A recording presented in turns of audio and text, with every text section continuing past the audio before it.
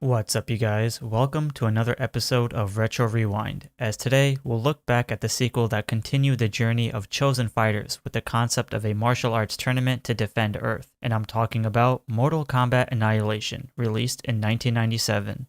Before we begin this video, make sure you head over to my channel and click that subscribe button for more nostalgic videos on beloved properties from the 80s and 90s.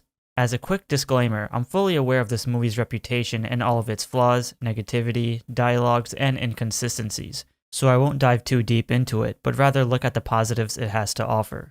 Mortal Kombat Annihilation was a film my best friend and I rented from Blockbuster numerous of times in the 90s, while continuing our tradition of golden summer sleepovers, kicking each other's asses in the basement until one of us got hurt, listening to techno music with strobe lights in the background, and overall admiring the fact we actually got a sequel from the 1995 film. It wasn't until we got a lot older that we realized just how bad this movie really is.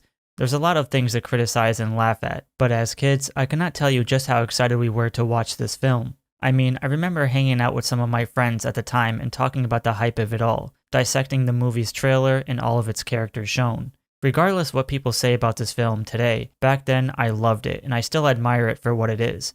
Even by having the VHS and the DVD, I sometimes find myself watching it for nostalgia purposes to remind myself just how much of a big deal this movie was, especially seeing it in theaters, and how much I still love Mortal Kombat today. The basic premise of the film is that it immediately picks up right after the 1995 film with the victory of our new Mortal Kombat champion, Liu Kang. And as seen from the ending of that film, the ruthless Emperor Shao Kahn, now being displeased that Shang Tsung has failed him, is now going to take matters into his own hands. However, the big takeaway here is that he went from looking completely badass to, well, this guy in a terrible knockoff rubber skull mask. This is not good. By once again using cheating tactics and wanting to merge Earthrealm with Outworld, regardless of their defeat, and going against the rules that Earthrealm was supposed to be saved until the next tournament, this type of invasion would not be tolerated by our surviving heroes. So within the Earthrealm heroes, we have our champion Liu Kang, who somehow got a clean white t-shirt, Princess Kitana, this new guy as Johnny Cage, this new girl as Sonya Blade, and this new guy as Raiden. So with 3 replaced characters, I remember how disappointed I was, but whatever. As for the villains, aside from Shao Kahn, we have Queen Sindel, Kitana's mother, Motaro, Shiva, Ermac, and one of my favorite MK ninjas, Rain. Now I can't tell you how excited I was and how badass the scene still holds up, because to already have an introduction to all these iconic characters right in the beginning, you know shit was about to go down. So after a little quarrel between Raiden and Shao Kahn, which I'll dive into a little later, Johnny Cage had the unfortunate fate of getting his neck twisted, and I remember how pissed I was. Sure, I'm not the biggest Johnny Cage fan, but still, I guess this was to prove just how powerful Shao Kahn really was, and what better way than to kill off an important character. So with Earthrealm's heroes now mourning the loss of Johnny Cage and just as confused, angry, and baffled by these turn of events, Raiden suggests they each go travel on their own because he didn't want to save all their asses. And not to mention, they only have 6 days before Shao Kahn fully merges both realms instead of doing it on the spot. So this gives each of them to head on a quest to find inner strength, to overcome what's to come next, and to find allies. So to briefly go over each character's dilemma, Sonya Blade heads to this rundown facility where her partner, another replaced actor from the first film, Major Jax Briggs, who happens to be the only survivor, has now been experimented on with new metal arms. Since Sonya has a big ego and doesn't ask for anyone's help, she basically acts like a bitch to Jax, who's practically lost the whole entire film, asking literally 100 questions every scene. And who the hell is Johnny? Nonetheless, on their quest, they stumble upon Cyrax, which is a pretty awesome fight scene, and somehow my inner child in me still believes the ending is a nod to Sector, whom I wished we saw. Then there's also the fight scene between Sonya and Melina, a classic mud wrestling match to please horny men, and Jax fighting a giant CGI monster. As for Liu Kang and Kitana, they head to this nice studio setup where they encounter Robot Smoke, which is another great fighting scene with awesome music.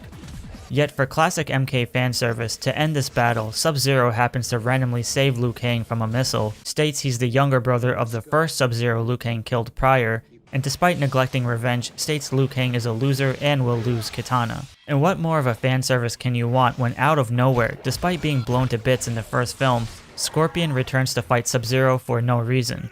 And despite being another great fighting scene, Sub-Zero gets his ass kicked and Scorpion kidnaps Kitana, thus resulting that Scorpion is never seen again, and Sub-Zero bails on Liu Kang, leaving him completely clueless on where to go next. Nonetheless, as Liu Kang is wasting time traveling the deserts, he stumbles upon Nightwolf, who looks pretty badass, and informs him about a particular way to defeat Shao Kahn, as it's the key to end all of this nonsense, in other words, the animality. Despite how cool he looks, he doesn't even get to fight, and like Sub-Zero and Scorpion, disappears and we never get to see him again, after throwing an axe to Liu Kang's face. So with that, Liu Kang comes across his own fights, like instead of finding Kitana, he cheats on her with Jade and gets his ass kicked. And when rescuing Kitana, he fights Baraka, whom looks like he's wearing a cheap party mask with a baseball jersey. Then you have Raiden. This pathetic loser decides to go up in the cave to have a relaxing time with the Elder Gods with a million lit candles, and disappears for a majority of the film, leaving everyone else to get their asses kicked. Not only does he get a stupid haircut, which is probably the worst thing I've ever seen in a Mortal Kombat film, and as a kid I got excited because I thought that was actually Kung Lao for some reason. But this once god who's now immortal gets his ass handed to him by getting shoved into brick walls so many times. Not once, not twice, not 3, but 4 times. But I guess his only redeeming quality is that he does get to fight 3 reptiles, or chameleons, or raptors, whatever people call them. It's still a decent fight scene though. Now, on to the villains. Shao Kahn, who practically remains unmasked the entire film, looks like an idiot, and not to mention even Shinnok, who doesn't even look like freaking Shinnok, is apparently his father. Looks like someone didn't even do research or play the games. Then, as for the rest of the characters, this is where the problem lays. They don't get too much screen time as they deserve. For example, Rain, who's someone I was really excited to see, doesn't even get to fight in this movie and gets hammered into a pit of fire, leaving him to be absolutely useless.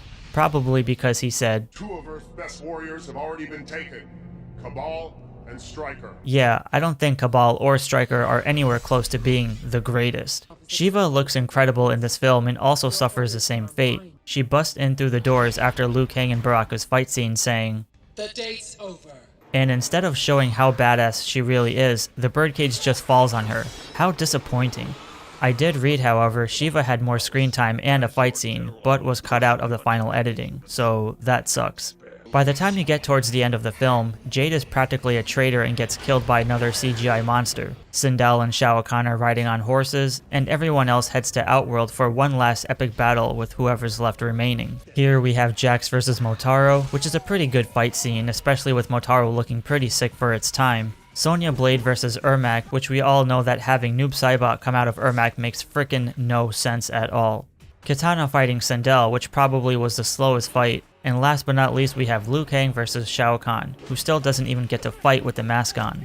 Oh yeah, Raiden does die because he's a useless mortal now, but that doesn't matter, he sucked in this movie anyways, and did I mention Shao Kahn is his brother? Shao Kahn is my brother. So the battle between Shao Kahn and Liu Kang is pretty awesome. Great stunts, great choreography, and good music with strobe lights. We really get to see how powerful Shao Kahn is when he stomps a mud hole on Liu Kang. Unfortunately, the fight scene goes downhill when both characters find their animality and have one big huge epic CGI monster Godzilla fight, but still leading to a victory from Liu Kang as he's truly an unstoppable chosen one. As for the rest, Jax hits Motaro in the balls, Sonya snaps Ermac's neck in half, Sindel gets bitch slapped, Noob Saibot gets a big ass punch to the face and disappears. Shinnok turns into a cube and floats away like a disgrace, and the world is saved once again. With Raiden now returning to his rightful place with the Elder Gods as an element since he sucked being immortal, Sindel returned back to her normal self free from Shao Kahn's corruption. Sonya and Jax are best friends, and Liu Kang gets the girl, and sadly, the movie ends with the iconic Mortal Kombat scream with nothing left to offer. Like I said before, as a kid I loved this movie, and as an adult I still love this movie for all of its characters, action, fight scenes, and the fact it's a sequel. But as an adult with common sense, the movie fails on so many levels with a lot of nitpicks, but there's plenty of videos showcasing every bad dialogue shared in the film. What closes can also open again. What is that supposed to mean? No matter what people say with all of its poor reviews, not even being included in the canon of Mortal Kombat, and the fact that there was supposed to be a third film involving Quan Chi, as leaked concepts were out there as to what's to come next. Unfortunately, after years and years of being in development, the movie never came to exist and instead returned to theaters in 2021 with the Mortal Kombat reboot. Although the 1995 film will always be the best Mortal Kombat film, I still love Annihilation for what it was. Even though it's a simple, over-the-top mess of adding too many characters and sloppy writing that makes the dark lore of the first film offered into a kid-friendly, lighter-toned sequel, the soundtrack is pretty good, the costumes were decent, but just enough to keep you enjoyed regardless of its flaws. Therefore, the inner child in me says Mortal Kombat Annihilation gets a B/B+, but Mortal Kombat Annihilation with common sense gets a C-/C. Thanks for watching, give a like and subscribe for more retro movie reviews, and stay tuned for the next episode.